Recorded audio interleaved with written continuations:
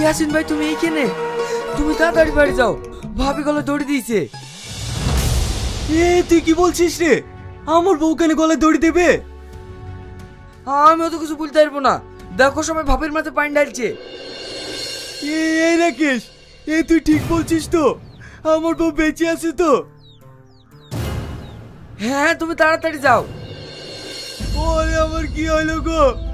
আমার বউ মরে গেলে আমার কি হবে গো? ও বউ গো, ও বউ আমার, তুমি মরে গেলে আমার কি হবে গো?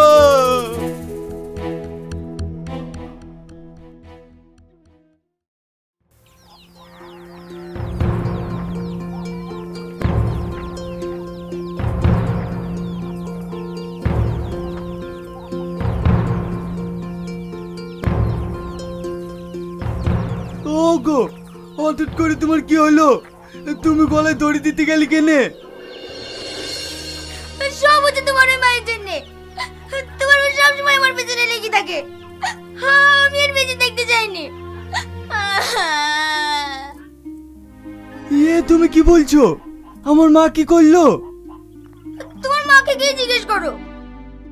মা, তুমি কি এমন করিছো যে আমার বউ গলায় দড়ি দিছে?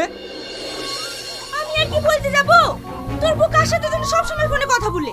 আমি শুধু বলতে গেছি, বৌমা তুমি কার সাথে এত ফোনে কথা বলো? এই কথাটা বলাই আমার সবথেকে বড় অপরাধ। আমার খালাতো ভাই ফোন করলে আমি ফোনটা ধরবো না। তোমার কোন খালাতো ভাই ফোন করে সে তো আমি খুব ভালো করেই জানি। দেখেছো, তুমি দেখেছো? তোমার সামনে আমার দুর্নাম করছে। মা, তুমি আমার সামনে আমার বউয়ের দুর্নাম করছো? এই কুত্তা, সব সময় বইয়ের আঁচল ধরে থাকিস নি। বউকে একটু শাসন করিস, নালে দেখবে কবে অন্য ছেলের হাত ধরে পালাবে।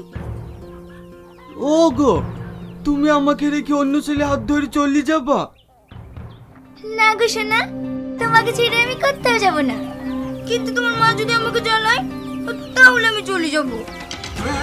শোনো মা, আমার বউ যা খুশি তাই করবে, তোমরা কেউ কিছু বলতে পারবে না।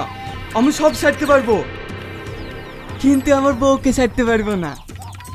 আর শোনো আব্বা,